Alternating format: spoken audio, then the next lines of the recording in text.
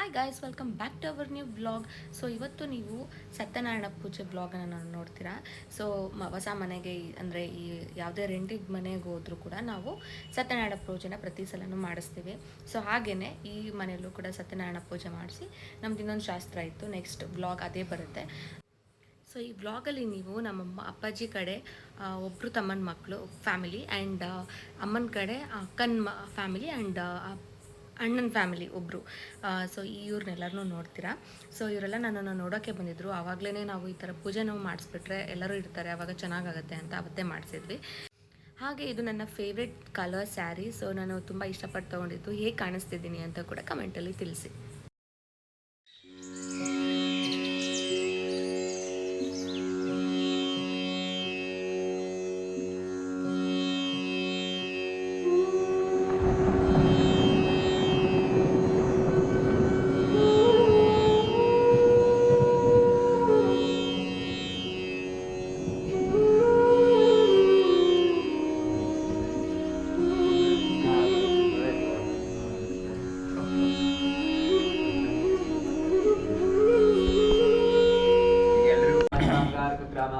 स्थापयामि पूजयामि प्रभशुक्राय भानवे भरतं हव्यमतिं जाग्ने सुपोतं ज्योदैव्यानि मानुषा जनोपुंषे अन्तर्विश्वानि विघातिं भूर्भोत्रमधिदेवता प्रत्यधिदेवता सहिताय शुक्राय नमः शुक्रा प्रत्यधिदेवता सहिताय बुधाय नमः बुधग्रहमावाहयामि स्थापयामि पूजयामि बृहस्पते दर्योरः आदिमज्जिवादिकृतवचने शोचन्ति देवदत्ता प्रजात तस्मात् द्रविडन्ते चित्रं भूर्भोत्रमधिदेवता प्रत्यधिदेवता सहिताय बृहस्पते बृहस्पतिग्रहमावाहयामि स्थापयामि पूजयामि शन्नो देवेन विष्टे नमो बृहस्पतये नमो गणपतये नमः प्रभवतये वन्दे सुरप्रोदराय एकदन्ताय विघ्नविनाशिने शिवसुताय श्रीवरवरदमहामूर्तये नमो नमः पद्मासनस्थिते देवी वरदे भक्तवत्सले नारायणप्रिये देवी सुप्रीता वरदा भव सर्वमङ्गलमावासवान्यान्मजितक्रोधान्मजराधरान्मजगत्पूज्यान्मवसरान्तकान्म सर्वलोकानामन्तकान्म मायाधारान्मः सर्वाधाराय नमः ओम निष्कलंकाय नमः निष्प्रपंचाय नमः भक्तवश्याय परमात्मिकाय नमः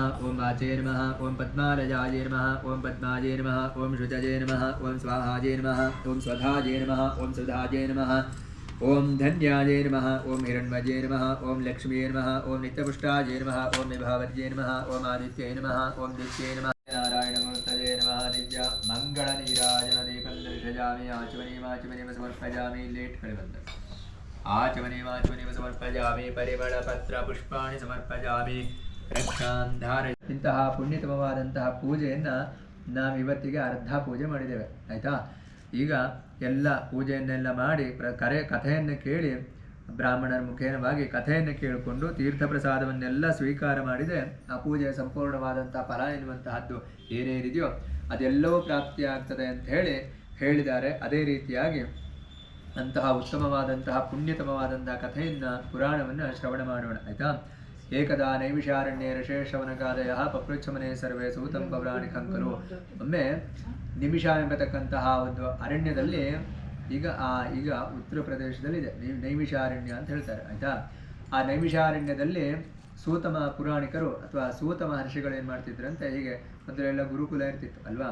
ಈಗ ಹೇಗೆ ಶಾಲೆ ಕಾಲೇಜುಗಳು ಇದೆಯೋ ಅದೇ ರೀತಿಯಾಗಿ ಗುರುಕುಲ ಅಂತಿತ್ತು. ಗುರುಕುಲದಲ್ಲಿ ಆ ಮರದ ಕೆಳಗಡೆನೋ ಅರಣ್ಯದಲ್ಲಿ ಅಥವಾ ಒಂದು ಗುರುಕುಲದಲ್ಲಿ ಪಾಠವನ್ನು ಪ್ರವಚನಗಳನ್ನೆಲ್ಲ ಮಾಡ್ತಾ ಇದ್ರು. ಅದೇ ರೀತಿಯಾಗಿ ಸೂತ ಮಹಾಮುನಿಗಳು ಏನು ಮಾಡ್ತಿದ್ರಂತೆ, ಶೌನಕಾದಿಗಳೇ ಮೊದಲಾದಂತಹ ಋಷಿಮುನಿಗಳಿಗೆ ಪ್ರವಚನವನ್ನು ಪಾಠವನ್ನು ಇನ್ನೆಲ್ಲ ಮಾಡ್ತಾ ಇದ್ರಂತೆ. ಆವಾಗ ಆ ಶಿಷ್ಯರುಗಳಿಗೆ ಪ್ರಶ್ನೆ ಬರುತ್ತದಂತೆ, ಗುರುಗಳೇ, ಈಗ ನಾವು ಹುಟ್ಟಿದ ಮೇಲೆ ಮನುಷ್ಯರಾಗಿ ಹುಟ್ಟಿದ ಮೇಲೆ ಭಗವಂತನ ಅನುಗ್ರಹವನ್ನು ಪಡಿಬೇಕು ಅಥವಾ ನಮ್ಮ ಏನೋ ಒಂದು ಕಾಮನೆಗಳಿರ್ತವೆ, ಇಷ್ಟಾರ್ಥ ಇರುತ್ತದೆ, ಅದನ್ನು ಪಡಿಬೇಕು ಹೊಂದಬೇಕು ಅಂತ ಹೇಳಾದರೆ ಏನು ಮಾಡಬೇಕು, ಏನಾದರೂ ಒಂದು ಉಪಾಯವಿದೆಯೋ ಅಥವಾ ಏನಾದರೂ ಒಂದು ಪೂಜೆ ಇದೆಯೋ ಅಂತ ಹೇಳಿ ಕೇಳಿದಾಗ ಆ ಸೂತ ಮಹರ್ಷಿಗಳು ಹೇಳ್ತಾರಂತೆ, ಹಿಂದೆ ನಾರದ ಮಹರ್ಷಿಗಳು ವೈಕುಂಠಕ್ಕೆ ಹೋದಂತಹ ಸಮಯದಲ್ಲಿ ಆ ವೈಕುಂಠವಾಸಿಯಾದಂತಹ ಭಗವಂತ ಶ್ರೀಮನ್ನಾರಾಯಣ ಯಾವ ಒಂದು ಕಥೆಯನ್ನು ಅಥವಾ ಯಾವ ಒಂದು ಪೂಜೆಯ ಬಗ್ಗೆ ತಿಳಿಸಿಕೊಟ್ಟಿದ್ನೋ ಅಂತಹ ಪುಣ್ಯತಮವಾದಂಥ ಕಥೆಯನ್ನು ಹೇಳ್ತೇನೆ ಅಂತ ಹೇಳಿ ಸತ್ಯನಾರಾಯಣ ಕಥೆಯನ್ನು ಹೇಳಲಿಕ್ಕೆ ಆರಂಭವನ್ನು ಮಾಡ್ತಾರಂತೆ. ಒಮ್ಮೆ ನಾರದ ಮಹರ್ಷಿಗಳು ಎಲ್ಲ ಲೋಕಗಳನ್ನು ಸುತ್ತಾ ಕೊನೆಗೆ ಈ ಮನುಷ್ಯರು ಇರತಕ್ಕಂತಹ ಭೂಲೋಕಕ್ಕೆ ಬರ್ತಾರಂತೆ. ಅಲ್ಲಿ ಬಂದು ನೋಡ್ತಾರೆ, ಜನರೆಲ್ಲ ನಾನಾ ವಿಧವಾದಂತಹ ಕಷ್ಟ ದುಃಖ ಅಥವಾ ನಾನಾ ವಿಧವಾದಂತಹ ರೋಗ ರುಜಿನಗಳು ಅಲ್ವಾ ಹುಟ್ಟಿದಂತಹ ಮನುಷ್ಯನಿಗೆ ಯಾರಿಗೂ ಯಾವುದೇ ಕಷ್ಟ ಇಲ್ಲ ಅಂತ ಹೇಳುವಂಗಿಲ್ಲ ಅಲ್ವಾ. ಎಂತಹ ದೊಡ್ಡ ವ್ಯಕ್ತಿ ಆದರೂ ಆತನಿಗೆ ಒಂದಲ್ಲ ಒಂದು ರೀತಿಯಾದಂತಹ ದುಃಖವೋ ಕಷ್ಟವೋ ರೋಗ ರುಜಿನವೋ ಇದ್ದೇ ಇರ್ತದೆ ಅಲ್ವಾ. ಹಾಗಾಗಿ ಅದನ್ನೆಲ್ಲ ನೋಡಿದಂತಹ ನಾರದ ಮನುಷ್ಯಗಳಿಗೆ ಏನಾಗ್ತದೆ, ಬಹಳ ದುಃಖವಾಗ್ತದಂತೆ, ಕಷ್ಟವಾಗ್ತದಂತೆ ನೋಡಿ ಈ ಮನುಷ್ಯರ ಅಜ್ಞಾನವನ್ನು ನೋಡಿ ಏನಾಗ್ತದೆ, ನೋಡೋಣ ಇವಕ್ಕೊಂದು ಪರಿಹಾರವನ್ನು ಹುಡುಕಬೇಕು ಅಥವಾ ಇವರ ದುಃಖವನ್ನು ದೂರ ಮಾಡಬೇಕು ಅಂತ ಹೇಳಿ ನೇರವಾಗಿ ವೈಕುಂಠಕ್ಕೆ ಹೋಗ್ತಾರೆ. ಅಲ್ಲಿ ವೈಕುಂಠದಲ್ಲಿ ವೈಕುಂಠವಾಸಿಯಾದಂತಹ ಶ್ರೀಮನ್ನಾರಾಯಣನನ್ನ ಕಂಡು ಧ್ಯಾನವನ್ನ ಮಾಡ್ತಾರೆ, ಸ್ತುತಿಸ್ತಾರೆ, ದೇವರನ್ನ ಹೊಗಳುತ್ತಾರಂತೆ. ಆವಾಗ ಆ ಭಗವಂತ ಕೇಳ್ತಾನೆ, ನಾರದರೆ ಬಂದಿರತಕ್ಕಂಥ ವಿಷಯವೇನು? ಆ ನಾರದರು ಅಂತ ಹೇಳಿದ್ರೆ ನೋಡಿ, ಎಲ್ಲ ಲೋಕಗಳಲ್ಲಿ ಯಾವ್ಯಾವ ಲೋಕದಲ್ಲಿ ಏನೇನು ನಡೆಯಿತು ಅಂತ ಹೇಳಿ ಆ ದಿನದ ಸಮಾಚಾರವನ್ನ ಭಗವಂತನಿಗೆ ಮುಟ್ಟಿಸ್ತಕ್ಕಂಥ ಕೆಲಸವನ್ನು ಮಾಡುವಂಥವ್ರು ನಾರದರಂತೆ. ಹಾಗಾಗಿ ಆ ನಾರದರು ಬಂದರು ಅಂತ ಹೇಳಾದ್ರೆ ಏನೋ ಒಂದು ವಿಷಯ ಇರ್ತದೆ.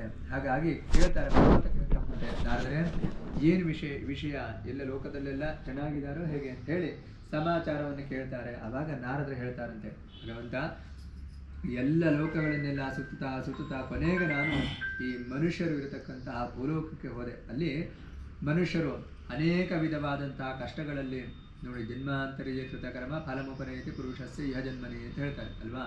ಹಿಂದೆ ಮಾಡಿದಂತಹ ಕರ್ಮಗಳು ನಮಗೆ ಈಗ ಅದು ಫಲವನ್ನು ಸಮಯ ಬಂದಾಗ ಆಗ ಫಲವನ್ನು ಕೊಡ್ತದೆ ಅಂತೆ. ಒಳ್ಳೆಯದೋ ಕೆಟ್ಟದ್ದು ನಾವು ಏನು ಮಾಡಿರ್ತೇವೆಯೋ ಅದನ್ನೇ ಅನುಭವಿಸ್ತೇವಂತೆ. ಹಾಗಾಗಿ ಮನುಷ್ಯರು ಅನೇಕ ವಿಧವಾದಂತಹ ಕಷ್ಟಗಳನ್ನು ಅನುಭವಿಸ್ತಾ ಇದ್ದಾರೆ, ದುಃಖದಲ್ಲಿದ್ದಾರೆ. ಹಾಗಾಗಿ ಅವರೆಲ್ಲ ಕಷ್ಟಗಳನ್ನು ದುಃಖಗಳನ್ನೆಲ್ಲ ಅಥವಾ ಅಜ್ಞಾನವನ್ನು ಪರಿಹಾರ ಮಾಡತಕ್ಕಂತಹ ಉಪಾಯ ನಿನ್ನಿಂದ ಮಾತ್ರ ಸಾಧ್ಯ ಅದು. ಹಾಗಾಗಿ ನಿನ್ನ ಹತ್ರ ಬಂದಿದ್ದೇನೆ ಅಂತ ಹೇಳಿ ಕೇಳಿಕೊಂಡಾಗ ಭಗವಂತ ಹೇಳ್ತಾನಂತೆ, ಒಳ್ಳೆಯದು 4 ಜನರಿಗೆ ಒಳ್ಳೆಯದು ಮಾಡಬೇಕು ಹೇಳುವಂತಹ ಬುದ್ಧಿಯಿಂದ ನೀವೊಂದೇನು ವಿಚಾರವನ್ನು ಕೇಳಿದ್ದೀಯೋ ಒಳ್ಳೆಯದು. ಹಾಗಾಗಿ ಈ ಒಂದು ಪೂಜೆಯನ್ನು ಅಥವಾ ಒಂದು ಕಥೆಯನ್ನು ನಿನಗೆ ಹೇಳ್ತೇನೆ. ಸತ್ಯನಾರಾಯಣ ಪೂಜೆ ಅಂತ ಹೇಳಿ ಅದರ ಹೆಸರು. ಅದು ಸತ್ಯಲೋಕದಲ್ಲಿ ಮತ್ತು ವೈಕುಂಠದಲ್ಲಿ ಮತ್ತು ಕೈಲಾಸದಲ್ಲಿ 3 ಲೋಕದಲ್ಲಿಯೂ ಸಹ ಪ್ರಸಿದ್ಧವಾಗಿರತಕ್ಕಂತಹ ವ್ರತ. ಅದು ಗುಪ್ತವಾಗಿರತಕ್ಕಂತಹ ವ್ರತ. ಆದರೆ ಲೋಕ ಕಲ್ಯಾಣಕ್ಕಾಗಿ 4 ಜನರಿಗೆ ಒಳ್ಳೆಯದಾಗಬೇಕು ಹೇಳುವಂತಹ ದೃಷ್ಟಿಯಿಂದ ನೀನು ಕೇಳಿದ್ದೀಯಾ. ಹಾಗಾಗಿ ಅದು ಗೌಪ್ಯವಾಗಿದ್ದರೂ ಸಹ ನಾನು ನಿನಗೆ ಹೇಳ್ತೇನೆ ಅಂತ ಹೇಳಿ ಸತ್ಯನಾರಾಯಣ ಪೂಜೆಯ ಬಗ್ಗೆ ಭಗವಂತ ಹೇಳ್ತಾನಂತೆ ನಾರದರಿಗೆ. ಆವಾಗ ನಾರದರಿಗೆ ಪ್ರಶ್ನೆ ಬರ್ತದೆ, ಒಂದು ಪೂಜೆಯನ್ನು ಮಾಡಬೇಕು ಅಂತ ಹೇಳಿದ್ರೆ ಅದಕ್ಕೆ ವಿಧಿ ನಿಯಮಗಳು ಎಲ್ಲ ಇರ್ತವೆ ಅಲ್ವಾ. ಹೇಗೆ ಮಾಡಬೇಕು ಏನೇನು ಬೇಕಾಗ್ತದೆ ಎಲ್ಲ ಇರುತ್ತೆ. ಆವಾಗ ನಾರದರು ಕೇಳ್ತಾರಂತೆ, ಪೂಜೆಯನ್ನು ಯಾವಾಗ ಮಾಡಬೇಕು, ಯಾವ ಸಮಯದಲ್ಲಿ ಮಾಡಬೇಕು, ಹೇಗೆ ಮಾಡಬೇಕು ಎಲ್ಲ ವಿಧಾನವನ್ನು ಕೇಳ್ತಾರೆ. ಆವಾಗ ಭಗವಂತ ಹೇಳ್ತಾರಂತೆ, ಸತ್ಯನಾರಾಯಣ ಪೂಜೆಯನ್ನು ಮಾಡಬೇಕು ಅಂತ ಹೇಳಿದ್ರೆ ಇಂತಹದ್ದೇ ದಿನ ಮಾಡಬೇಕು ಅಂತ ಇಲ್ಲವಂತೆ. ಸತ್ಯನಾರಾಯಣ ಪೂಜೆಯನ್ನು ಯಾವಾಗ ಬೇಕಾದರೂ ನೀವು ಮಾಡ್ಬೋದು. ಒಂದು ಮದುವೆಯನ್ನು ಮಾಡಬೇಕು, ಒಂದು ಗೃಹ ಪ್ರವೇಶವನ್ನು ಮಾಡಬೇಕು, ಇನ್ಯಾವುದೋ ಪೂಜೆಗಳನ್ನು ಮಾಡಬೇಕು ಅಂತ ಹೇಳಿದ್ರೆ ದಿನ ನೋಡಬೇಕು ಅಲ್ವಾ. ಲಗ್ನಗಳನ್ನು ಅಥವಾ ದಿನಗಳನ್ನು ಮುಹೂರ್ತಗಳನ್ನೆಲ್ಲ ನೋಡಬೇಕಾಗ್ತದೆ. ಆದರೆ ಸತ್ಯನಾರಾಯಣ ಪೂಜೆಯನ್ನು ಮಾಡಬೇಕಾದ್ರೆ ನಿಮಗೆ ಯಾವ ದಿವಸನೂ ನೋಡುವಂಥ ಅವಶ್ಯಕತೆ ಇಲ್ಲ. ಒಬ್ಬರಿಗೆ ನಾಳೆನೇ ಸತ್ಯನಾರಾಯಣ ಪೂಜೆ ಮಾಡಬೇಕು ಅನ್ನಿಸ್ತಪ್ಪ, ಆವಾಗ ಆ ಪೂಜೆಗೆ ಏನೇನು ಬೇಕೋ ಎಲ್ಲವನ್ನು ಸಿದ್ಧತೆಯನ್ನು ಮಾಡಿಕೊಂಡು ಸತ್ಯನಾರಾಯಣ ಪೂಜೆಯನ್ನು ಮಾಡಬಹುದಂತೆ. ಈ ಸತ್ಯನಾರಾಯಣ ಪೂಜೆಯನ್ನು ಇಂತಹ ಜಾಗದಲ್ಲೇ ಮಾಡಬೇಕು ಅಂತಿಲ್ಲ. ನದಿ ತೀರದಲ್ಲಿ, ಸಮುದ್ರದ ದಂಡೆಯ ಮೇಲೆ, ದೇವಾಲಯದಲ್ಲಿ ಅಥವಾ ಮನೆಯಲ್ಲಿ ಎಲ್ಲಿ ಬೇಕಾದರೂ ಈ ಪೂಜೆಯನ್ನು ಮಾಡಬಹುದಂತೆ. ಈ ಸತ್ಯನಾರಾಯಣ ಪೂಜೆಯನ್ನು ಮಾಡಬೇಕಾದ್ರೆ ಲಕ್ಷ್ಮೀ ಸಹಿತನಾದಂತಹ ನಾರಾಯಣನನ್ನು ಕಲಶಗಳನ್ನಿಟ್ಟು ಆ ಕಲಶದಲ್ಲಿ ಸತ್ಯನಾರಾಯಣನನ್ನು ಆವಾಹನೆಯನ್ನು ಮಾಡಬೇಕಂತೆ. ನಂತರ ಅಭಿಷೇಕ ಎಲ್ಲ ಮಾಡ್ತೇವೆ ಅಲ್ವಾ, ಅಭಿಷೇಕ ಅರ್ಚನೆ ಇವನ್ನೆಲ್ಲ ಮಾಡಿದ್ವಿ. ಹೀಗೆ ಅಭಿಷೇಕ ಅರ್ಚನೆಗಳನ್ನೆಲ್ಲ ಮಾಡಿಕೊಂಡು ಕೊನೆಗೆ ಭಗವಂತನಿಗೆ ಪ್ರೀತಿಯಾಗಿರತಕ್ಕಂತಹದ್ದು ಸಪಾದ ಭಕ್ಷ ಅಲ್ವಾ. ಒಂದೊಂದು ದೇವರಿಗೆ ಒಂದೊಂದು ರೀತಿಯಾದಂತಹ ಭಕ್ಷ ಪ್ರೀತಿ ಅಲ್ವಾ. ಗಣಪತಿಗೆ ಮೋದಕ, ಅಮ್ಮನವರಿಗೆ ಲಕ್ಷ್ಮಿಗೆ ಗುಡಾನ್ನ ಬೆಲ್ಲದನ್ನ ಅಂತ ಹೇಳ್ತಾರೆ. ಹೀಗೆ ಸತ್ಯನಾರಾಯಣನಿಗೆ ಪ್ರಸಾದ ಭಕ್ಷ ಅಂತ ಹೇಳ್ತಾರೆ. ಗೋಧೂಮ ಭಕ್ಷ ಅಂದರೆ ಗೋಧಿ ರವೆಯಿಂದ ಮಾಡಿರತಕ್ಕಂತಹ ಸಕ್ಕರೆಯನ್ನು ತುಪ್ಪವನ್ನು ಎಲ್ಲ ಸೇರಿಸಿ ಮಾಡಿರ್ತಕ್ಕಂಥ ಆ ಒಂದು ಪ್ರಸಾದ ಭಕ್ಷವನ್ನು ಭಗವಂತನಿಗೆ ನೈವೇದ್ಯವನ್ನು ಮಾಡಿ ಪುರಾಣವನ್ನು ಕೇಳಬೇಕಂತೆ. ಬ್ರಾಹ್ಮಣರ ಮುಖೇನವಾಗಿ ಸತ್ಯನಾರಾಯಣ ಕಥೆಯ ಆ ಒಂದು ಪುರಾಣವನ್ನು ಕೇಳಬೇಕು. ತದನಂತರ ತೀರ್ಥ ಪ್ರಸಾದವನ್ನೆಲ್ಲ ಸ್ವೀಕಾರ ಮಾಡಿ ಆ ಬ್ರಾಹ್ಮಣರಿಗೆ ಫಲತಾಂಬೂಲಾದಿಗಳನ್ನು ದಕ್ಷಿಣೆಗಳನ್ನು ಕೊಟ್ಟು ಆಶೀರ್ವಾದವನ್ನು ಪಡೆಯಬೇಕಂತೆ. ಹೀಗೆ ಯಾವಾತನು ಶ್ರದ್ಧೆಯಿಂದ ನಿಷ್ಠೆಯಿಂದ ಈ ಸತ್ಯನಾರಾಯಣ ಪೂಜೆಯನ್ನು ಮಾಡ್ತಾನೋ ಆತನಿಗೆ ಭಗವಂತ ಅನುಗ್ರಹಿಸ್ತಾನೆ ಅಂತ ಹೇಳಿ ನಾರದರಿಗೆ ಭಗವಂತ ನಾರಾಯಣ ಹೇಳಿದ ಎಂಬಲಿಗೆ ಸ್ಕಂದ ಪುರಾಣದಲ್ಲಿ ಬಂದಿರತಕ್ಕಂತಹ ಸತ್ಯನಾರಾಯಣ ಕಥೆಯ ಮೊದಲನೇ ಅಧ್ಯಾಯ ಸಮಾಪ್ತಿ ಆಗ್ತದೆ.